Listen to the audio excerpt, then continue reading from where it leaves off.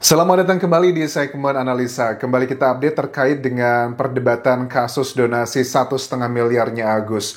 Nama Wawa Neneng ini kan menjadi salah satu isu yang cukup kontroversial di masyarakat. Bahkan ada salah satu kuasa hukumnya Novi bernama Herwanto Nurmansyah yang mengatakan bahwa harusnya Wawa Neneng ini harus dilakukan kayak langkah somasi begitu. Kenapa? Karena dia ini diduga gitu telah melakukan penyalahgunaan uang donasi karena dengan isu yang disampaikan walaupun dia bilang katanya seolah-olah seperti tidak ada masalah menggunakan uang tersebut, bahkan dia berani bersumpah demi Allah saya nggak tahu uang tersebut, saya tahunya adalah waktu saya lihat sosial media Mbak Novi posting foto saya dengan mengatakan ada ini yang ditransfer 100 juta ke sini padahal saya nggak tahu apa-apa begitu. Dan apakah ini ada pasalnya sebenarnya? Kita akan coba lihat pasal yang bisa mengenai untuk Wawa Neneng ini karena memang ada potensi mengarah ke sana juga. Tapi coba kita lihat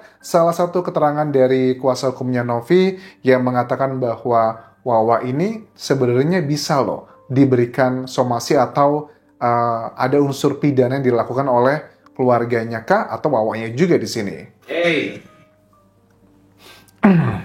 Ini kan Wawa ini kan saya lihat dalam beberapa komentar-komentar dia kan seperti seolah-olah merasa bahwa tidak ada masalah terkait dengan penggunaan uang tersebut. Nah harusnya idealnya ya kita ini kasih somasi kepada pihak-pihak yang sudah menggunakan uang ini. Oke, seolah-olah tidak ada masalah menggunakan uang ini. Sebenarnya ini adalah bagian yang harus aku setujui. Karena apa? Wawa selalu mengatakan bahwa yang pertama kali waktu muncul di podcastnya Denso, dia bilang demi Allah sambil bawa tasbih, saya nggak tahu apa-apa begitu. Tapi pada saat ditanya anaknya, uangnya dipakai buat apa? Dipakai buat ngebayar utangnya ibu. Kan kesannya kayak saling lempar gitu ya. Kemarin aku bilang di salah satu video bahwa dugaannya Wawa ini kayak sedang menutupi atau melindungi mungkin anggota keluarganya. Tapi justru ada netizen bilang bahwa kamu salah Anjas. Wawa itu tidak sedang melindungi keluarganya atau anak-anaknya atau siapapun, tapi melindungi dirinya sendiri. Apakah itu mungkin? Karena kan dia selalu mengatakan seolah-olah nggak tahu. Bahkan sampai sekian belas kali wawancara dengan pertanyaan yang relatif sama tentang penggunaan uang yang 95,8 juta tersebut yang ditransfer ke rekening salah satu anaknya di situ, Wawa juga masih belum clear muter-muter. Kenapa Wawa tidak bisa menjelaskan dengan clear padahal pada saat dia ditanya pertanyaan-pertanyaan yang lain, Wawa termasuk yang vokal, yang bisa menjelaskan secara terperinci apa aja yang telah dia lakukan buat Agus. Tapi untuk bagian itu, tetap Wawa sepertinya kehabisan kata-kata untuk menjelaskan bagian tersebut. Apa pertanggungjawaban terhadap uang yang mereka gunakan ini? Ya, ini kan uang donasi.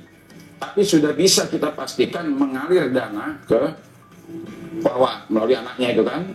Nah, sudah dipastikankah? Ya ada sih, karena memang ada alat buktinya adalah kayak mutasi ya, rekening-rekening tersebut ditransfer kemana aja. Walaupun sudah ada kepastian tersebut, tapi dalam dunia hukum, sebelum ada putusan dari pengadilan, kita sebutnya adalah dugaan teman-teman. Ini bahasa atau terminologinya aja biar kita lebih clear ya. 90 juta sekian itu.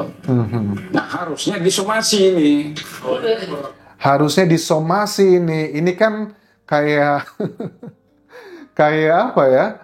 Kayak udah kesel banget. Tapi coba aku cek nih ya. Ada salah satu pasal sebenarnya yang ada potensi bisa mengarah untuk Wawa. Karena kan ini sifatnya filantropi ya, bukan untuk negara. Kalau yang dirugikan negara, jatuhnya nanti korupsi, bisa TPPU, tindak pidana pencucian uang juga. Tapi karena ini adalah penyalahgunaan donasi oleh pengurus yayasan filantropi, ini agak-agak mirip. Ini bisa dilaporkan. Misalnya adalah merujuk pada penjelasan tentang korupsi ataupun juga pencucian uang, prinsipnya sama. Tapi apabila ini adalah donasi yayasan filantropi, tidak berhubungan dengan kerugian negara, maka petinggi atau pengurus yayasan tersebut dapat dilaporkan ke kepolisian dengan menggunakan pasal penggelapan, penggelapan dalam jabatan, penipuan dan atau tindak pidana pencucian uang.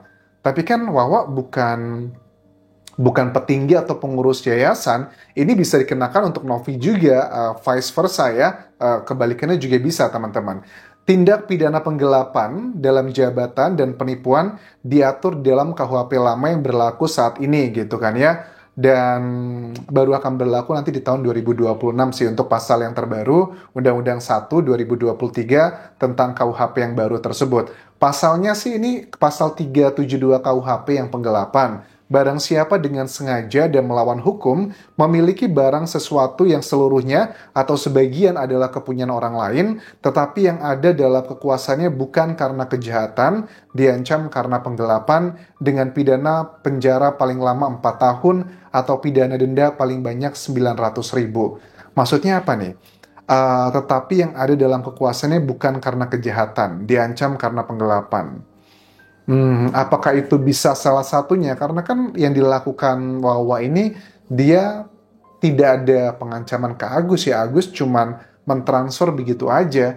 Deliknya delik aduan, Agusnya tidak melakukan pengaduan ya nggak bisa. Tapi apakah Novi bisa melaporkan? Kayaknya nggak bisa juga, harus dari yang donaturnya. Dan dari salah satu wawancara di iNews aku lihat, ada salah satu pengacara yang mengatakan dia sudah mendapatkan, mengklaim katanya menjadi kayak pengacara mewakili ada seratusan donatur yang sudah ada surat kuasanya. Apakah bisa dibawa ke pasal ini? Ya kita lihat nanti. Terus ada juga pasal 486 Undang-Undang Nomor 1 2023. Ini setiap orang yang secara melawan hukum memiliki suatu barang yang sebagian atau seluruhnya milik orang lain yang ada dalam kekuasaannya bukan karena tindak pidana, dipidana karena penggelapan dengan pidana penjara paling lama 4 tahun atau pidana denda paling banyak kategori 4 200 juta rupiah. Nah ini menarik juga ngebahas kasusnya Farhad Abbas. Apakah yang tentang UMKM tersebut ya kan ada terminologi di sini baik pasal 372 atau pasal 486, harta tersebut adalah bukan harta hasil kejahatan. Nah kalau kasusnya Farhad Abbas itu kan dugaannya itu adalah uang yang mau diselamatkan ya, biar tidak disita sama negara. Ya, kita nggak tahu apakah itu kategorinya uang kejahatan atau bukan. Tapi kalau aku lihat dari putusan MK yang membebaskan pelakunya yang dikatakan tidak ada pelanggaran di situ, ya artinya itu bukan uang kejahatan. Jadi bisa juga didalami teman-teman UMKM kalau ngerasa kalian benar, terus berjuang aja. Nah, Farhad Abbas pun kayaknya menantang ataupun juga kayak menjebak gitu ya. Ada sebagian orang bilang, Farhad kan bilang begini, ayo si timnya Novi, buruan laporin Agus gitu kan ya. Tapi Novi kan pikir-pikir dulu yang disuruh sama lawannya ini, apakah sebuah saran ataukah sebuah jebakan. Nah, coba kita lihat pada saat Farhad ngomong hal tersebut teman-teman. Bercanda dalam perkara. Oke, mana nih tadi ya? Ya. Ditunggu laporannya, ya, jangan nakut-nakutin orang. Kemarin lu nakut-nakutin orang, lewat tuh 1,3 miliar di tangan lu sekarang. Oke, ditunggu laporannya. Kemarin nakut-nakutin orang, lewat tuh 1,3 miliarnya. Sekarang? Jangan cuma ngedek-ngedek Agus ya, laporin. Buktikan, diterima nggak laporan lu terhadap Agus? Ya. Mana pengacara lu yang katanya hebat-hebat itu, gua nggak ada kehebatan di situ. Yang ada cuma kehebohan. Oh yes, katanya pengacara-pengacaranya Novi itu nggak ada kehebatan, yang ada cuma kehebohan. Bukannya justru sebaliknya mungkin. Ya itu kan subjektif ya, tiap orang punya sudut pandangnya masing-masing. Dan dari sini aku lihat bahwa Farhad ini kayaknya, kenapa dia meminta Novi mancing buat ngelaporin Agus. Kayaknya sebuah dugaannya adalah jebakan sih teman-teman. Kalau nanti Agus dilaporin nih, misalkan ada dua possibility ya, lapornya diterima atau ditolak. Kalau laporannya diterima artinya ada unsur pidananya. Nanti menurut aku Novi bakal kena lebih serangan dari orang-orang yang nggak suka sama Novi, akan dijadikan ini isu yang lebih besar lagi. Misalnya, kasihan banget ya Agus ya, sudah ketimpa musibah, sekarang malah dilaporin sama orang yang ngebantunya gitu. Itu akan dipakai bahan buat semakin ngebenci Novi menurut aku. Kalau ditolak, ini juga akan dijadikan alat sama timnya Agus bilang bahwa, tuh kan, akhirnya terbukti bahwa tidak ada pelanggaran hukum yang klien kami lakukan di sini gitu. Jadi, Kalau menurut kalian, apakah Novi harus melaporkan Agus atau enggak?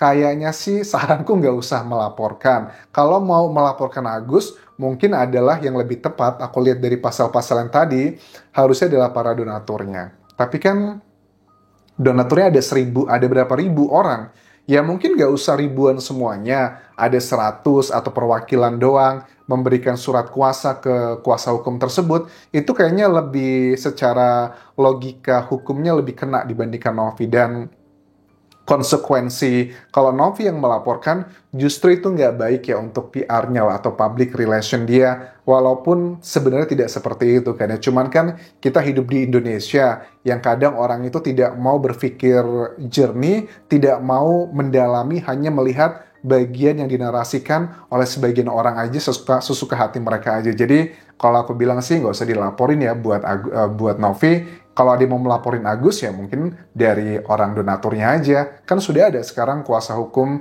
yang mengklaim adalah perwakilan dari para donatur. Sementara itu dulu yang bisa aku update teman-teman terkait dengan drama ini. Terima kasih sudah menonton. Sampai ketemu lagi di video berikutnya. Apakah Wawa akan beneran dilaporkan atau enggak? Kita lihat nanti perkembangannya seperti apa. Sampai jumpa.